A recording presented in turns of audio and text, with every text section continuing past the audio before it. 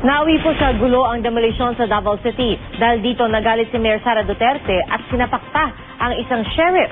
Mula sa Davao City, may ulat on the spot si Tec Ocampo ng GMA Davao. Tec? Yes, Tia. Demolition sa Purok Suliman, Barangay Monteverde, Agdao, dito sa Davao City, nauwi sa Karasan. Matapos persang pinatupad ang demolition order. Isang pulis nga, Pia, nasugatan at ilang sibilan din ang dinala sa ospital. Sumugod si Mayor Sara Duterte sa lugar at galit na galit ito dahil kung bakit daw ipinatupad ang demolition order. Kumingi kasi ito ng konting panahon para magkaroon ng dialogo pero pilit pa rin pinatupad ng sheriff ng branch 16 ng Regional Trial Court dito. Nagalit si Mayor at di napigilan ng sarili at nasuntok niya ang sheriff. Galing si Mayor Sara Duterte sa isang barangay na nasalanta ng paha.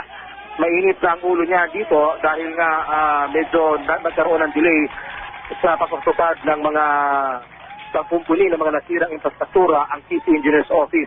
Kaya nang sumugod si Mayor Sara Duterte dun sa lugar, hindi napigilan ng sarili nito at nasuntok niya ang sheriff.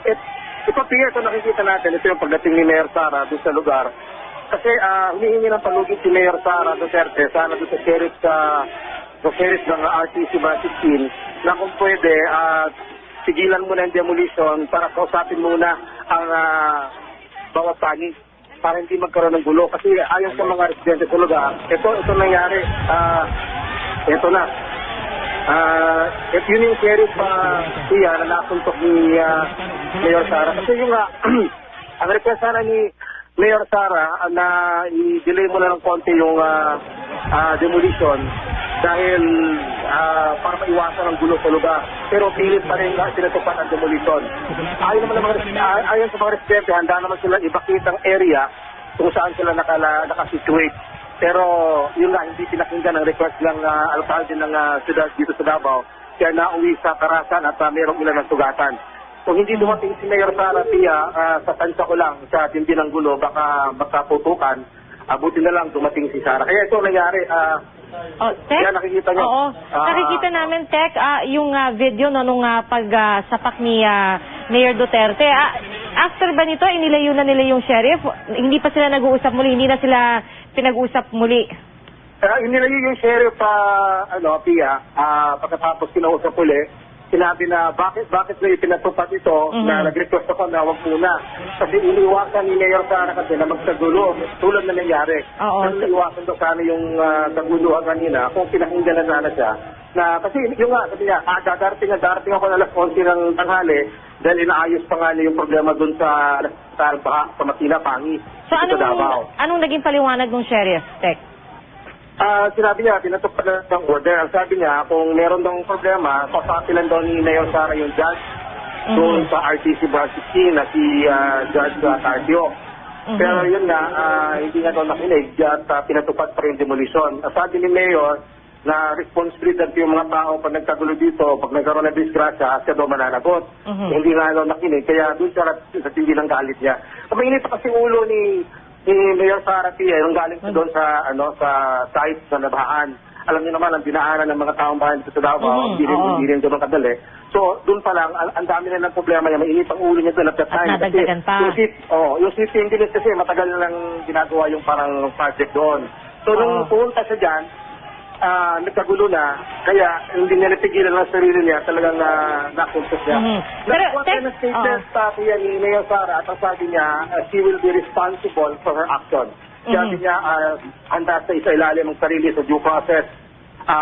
Pinaninigan niya yung nagawa niya. Pero Tec, nagkaroon ba kayong pagkakataon na kausapin si sheriff? Meron ba kasi baka sampahan niya ng reklamo si Mayor? Hindi pa natin nakukuha yung side ng sheriff. Ang pangalan nito is Abby Andres. No? Hindi pa natin nakukuha yung kanyang side. Kinausap natin kanina. Pero ayaw magbigay ng comment. Dinala agad siya sa Southern Philippines Medical Center para matignan yung mukha niya kasi nasugatan na yung kanyang kaliwang mata na kurata ng black eye. Alright. Agad bang napakalma nila si Mayor? Ito, nakikita natin sa video, parang kinausap pa niya yung mga residente pagkatapos? Kalmado na si Mayor dyan. Pinagalitan yung sa video niya, pinagalitan yung mga pulis dahil sila parang wala daw nagawa. So dahil sana napigilan yung gulo, ba't pa pinabayaan na magkagulo. Kaya yung nga, may mga nasugatan, may pulis yung tinamaan ng Indentana at mayroong mga ilang sibilyan na tamaan ng mga bubog, mga basag na bote. So Tek, sa ngayon, anong status ng demolition order? Ngayon, andun si Mayor Sara, hindi pa umaalis si Mayor Sara. Okay. Hinihintay nila ang temporary restraining order para mapigilan muna ang demolition. Kasi ang gusto lang sana ni Mayor doon sa area tiya na ma-identify yung mga lugar na kukunin o yung may-ari.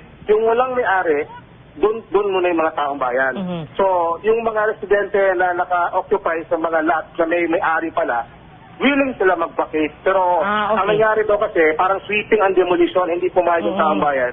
Ayaw din niya kasi, problema din ng city, kung saan sila i-relocate. Kasi yung relocation ay nakalaan lang doon sa ilang mga apektado, which needs to be identified first. Alright. Tek, kasama ko si Rafi. May mga katanungan din siya. Okay, Rafi.